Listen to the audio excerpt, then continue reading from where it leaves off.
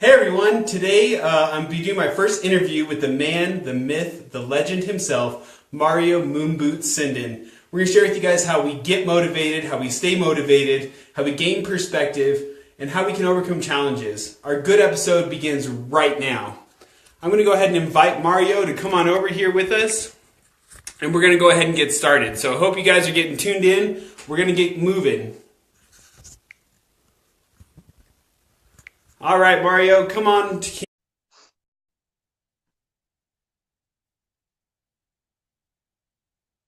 Hey, all right, everyone. So let's get Mario on camera and we're going to get moving. So if you haven't tuned on before, this is Tailor Your Life. This is a episode where we go through and we teach things about life. We talk about life perspective. We learn from a bunch of other people and we get moving along in life. Today I've decided to bring on my man who's just showing up on your screen now, Mario Cendan. What is the news, brother? Hi, man. What's going on? Dude, I'm so stoked to do this episode with you. I was just telling the people, we're here to tell them about how we stay motivated, the challenges we face every day, how we overcome them. It's a feel-good episode, and we're going to get it started. Are you ready? I'm very excited to do this. This is something I've been actually wanting to do for quite a while, and I am so excited to be doing this with you, man. Nothing more energetic than Moki, that's for sure.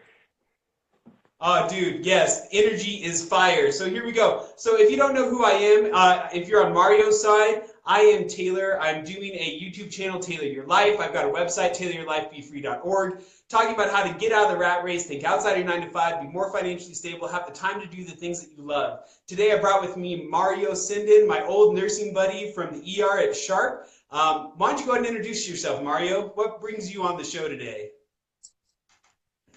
So, well, I'm Mario Cendan. I'm an emergency department nurse. I currently live in Austin, well, in Leander, Texas, just north of Austin.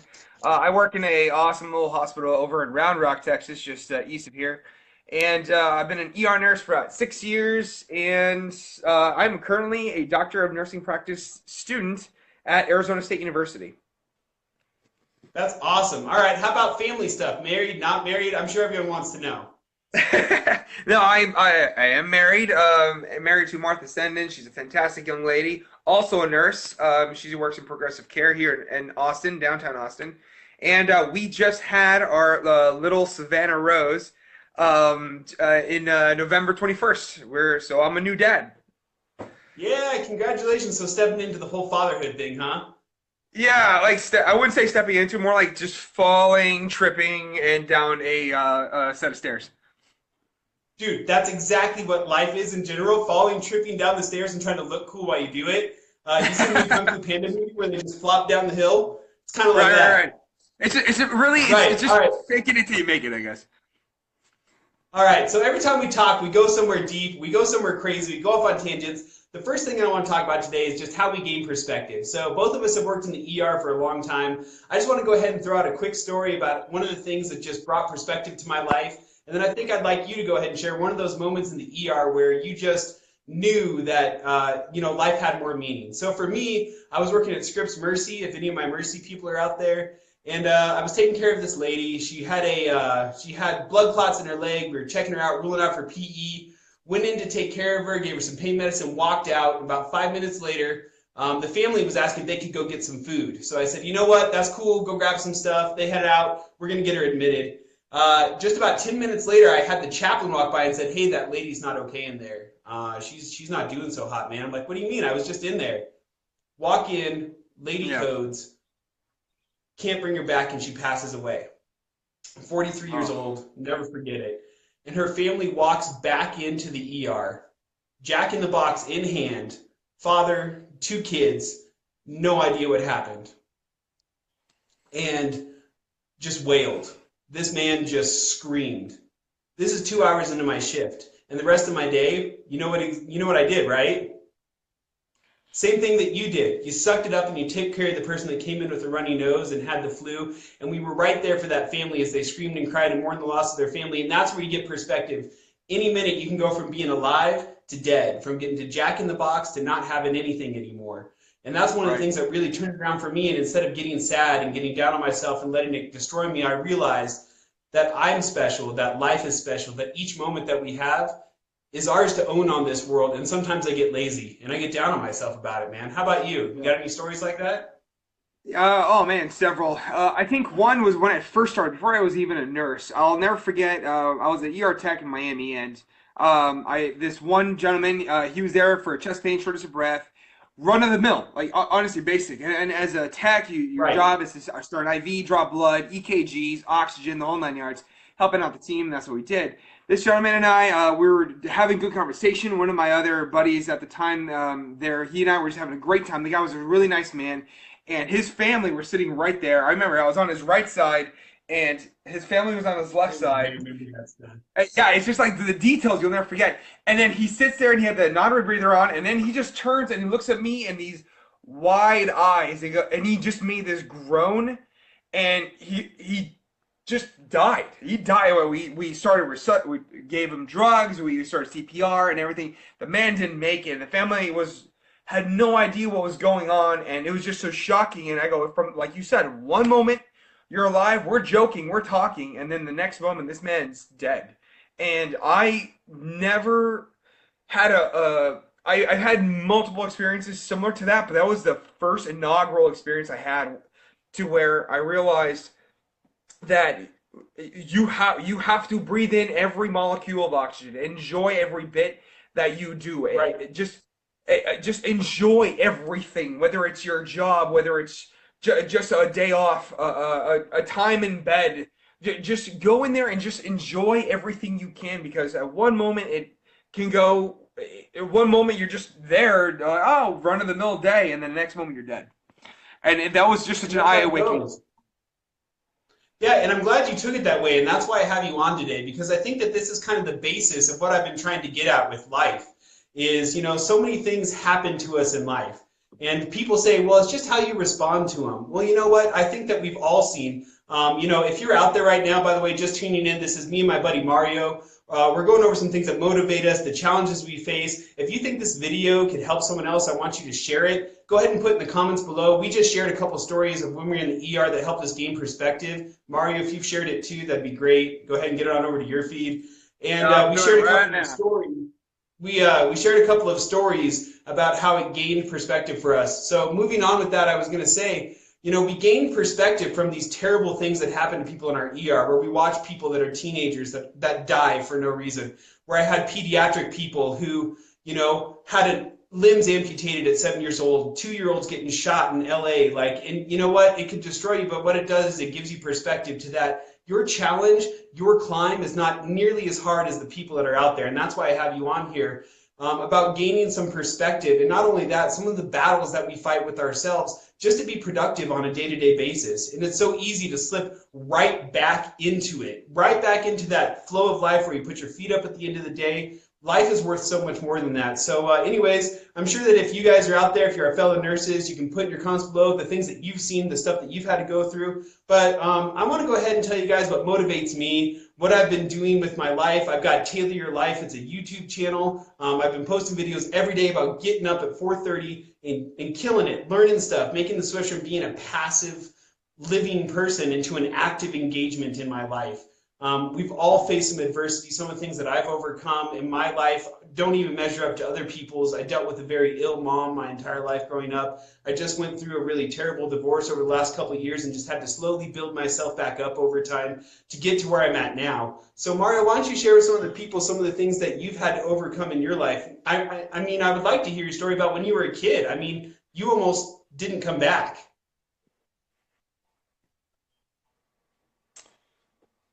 Well, I mean, honestly, just yeah, I think that my worst challenges are myself. I am my own worst enemy, and honestly, I think we can all really relate to that.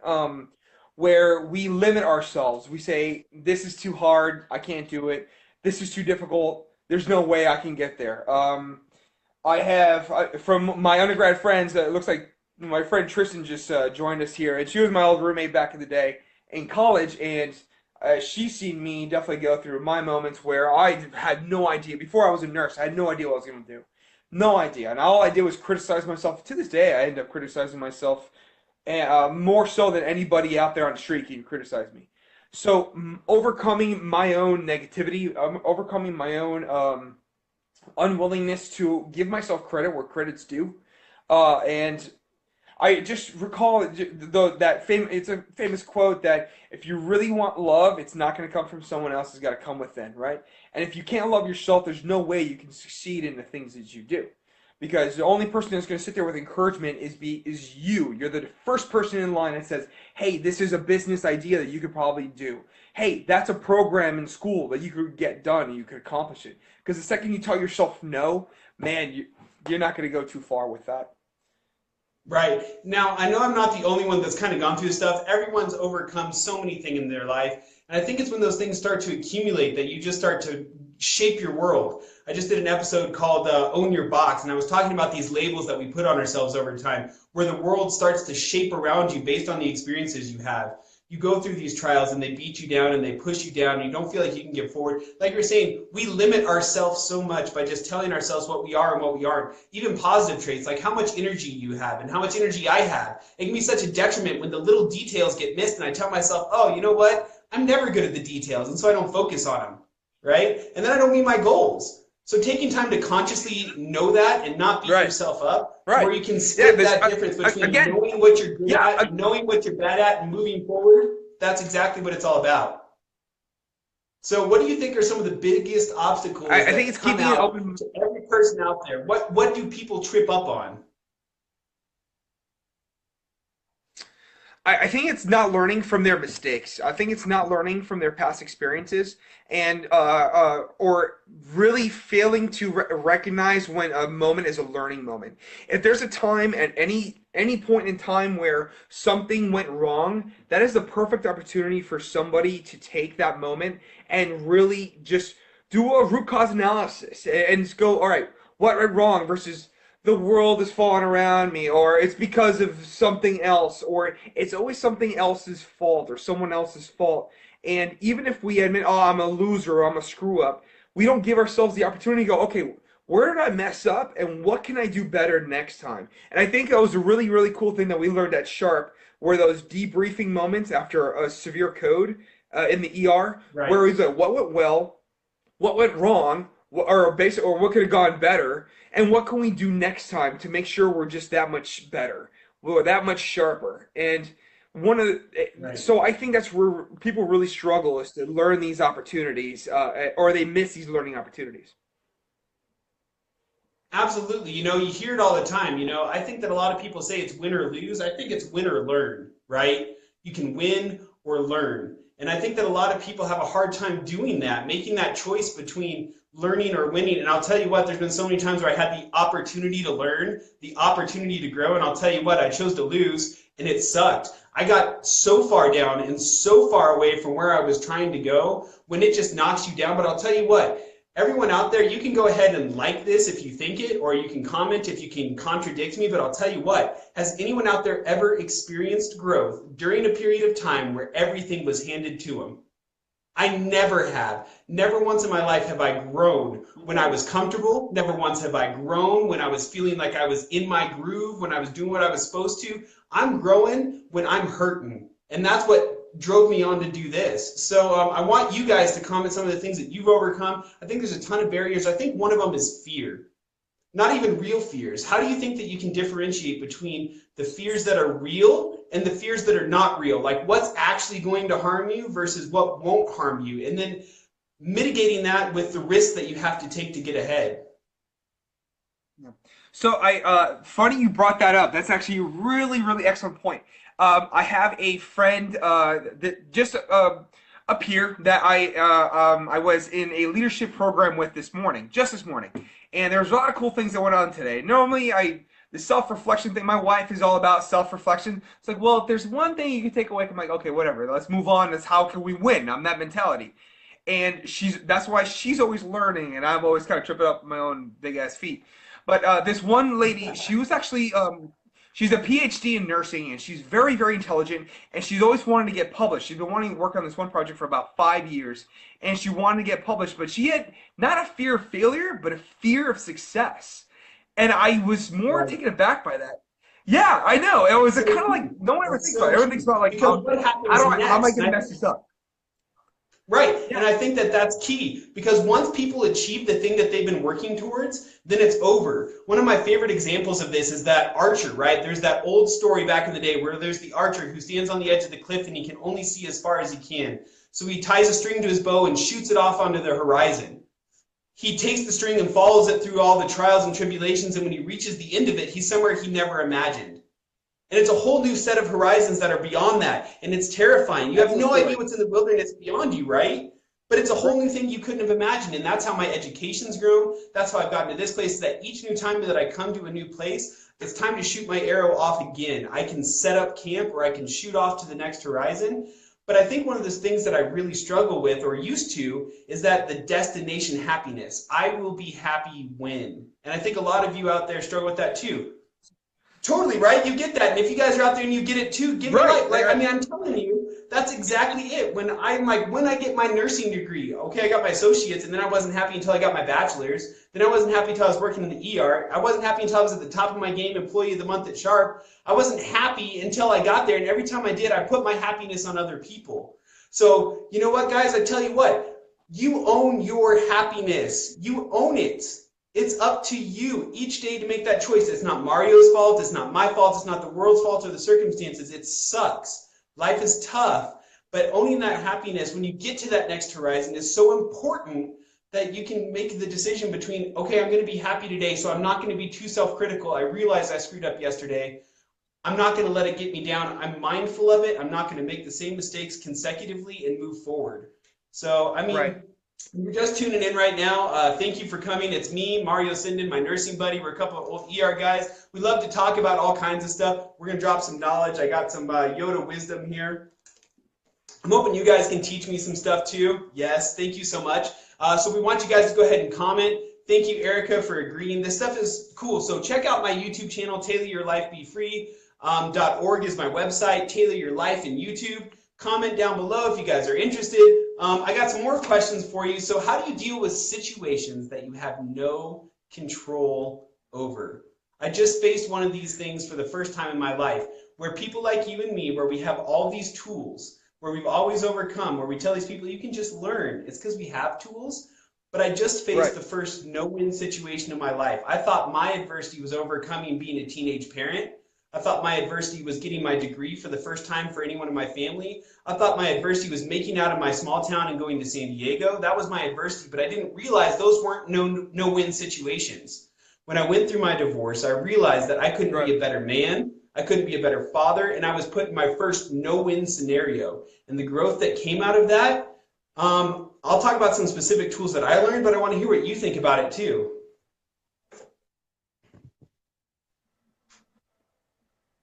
What do you do when you're in those no-win situations? No control. Oh, sorry, my connection was a little funky. In no win situation where I have no control, I honestly feel that I like I like moments where I don't have control. Because as much as I am a control freak, I like to still have that learning moment, that moment where, okay, if I can't, how do I figure it? I love solving puzzles. I like figuring out. I got my master's of public health to figure out public health problems. I'm a nurse because I like to figure out puzzles, those kind of things. You know what I'm saying? So when it comes down to not having control, it doesn't bother me as much, but I guess it bothers me when I have a team that I don't have control of, only for the mere fact because I like things done my way. Because I feel like I'm efficient. I feel like I'm the best. I feel like I'm this. But I'm just as good as working with you. I never felt awesome because you're really brilliant and you're a really smart guy and you have a lot of experience and I always learn something new. So the second I feel that I have control over something, I know I'm screwing up. My wife and I have a quote that we like to share back and forth is that the second you feel like you're the smartest person in the room, you're in the wrong room. And really, at the end of the day, is the second having that kind of control is nonsensical because we don't operate, and at least in our society here, we don't operate alone. We don't operate like individual, like a lone wolf. We don't do that. We travel in packs. We have our family. We have our work friends. We have our work family. We have our other group of friends. We have that group of friends, and we all operate differently. And so without having full control, we are constantly learning about ourselves and what we can do in different situations. So that's how I That's feel. awesome. And so we're talking about those no-win situations where you don't have control. And something that I've kind of realized is that there's a very unique part of being a human, part of the human experience that people don't give each other credit for, is that we're one of the only species that can do time travel. All right, now that seems a little bit out there, right? All right, so here, let me explain myself, guys. So we do mental time travel. I really wanted this part. Time travel, this makes me so happy, right? So mental time travel, this is what we do. We go too far into the future and we get anxious. We go too far into the past and we get depressed and we can't focus on what's right in front of us. And I've realized that if you can shift your funnel, right? You and me are these kind of people. We have these huge ideas and we bounce around, ding, ding, ding, ding, ding, ding, ding, missing all of the little things along the way until we hit that major goal. Then we got those people where they're just so narrowly focused, they see what's right in front of them, right? And they just do task after task after task with no future. I realized that by shifting your focus and your funnel and your mental time travel, where you can say, you know what, today I didn't hit the gym like I was supposed to, but the next day I can, and you don't let it destroy you, and you put it over 2 years where you say, I didn't meet my goal today, but I can in 2 years. But then the exact opposite, where you can scale back down and then criticize yourself and say, I need to accomplish these things each day, be mindful and specific. You can help yourself to decrease the anxiety. You can help yourself to push yourself forward and meet those goals by shifting those things that you're not comfortable with. Right. I think this goes down to the whole idea of motivation. Everyone wants to be motivate me to go to the gym, for example, in your case. Like, let's go to the gym, or I'm going to do this, I'm going to do that. I got to get motivated. We watch our TED Talks, or we read inspirational quotes, or we just listen to our whatever internal mind that likes to keep us motivated. But motivation is pointless without purpose.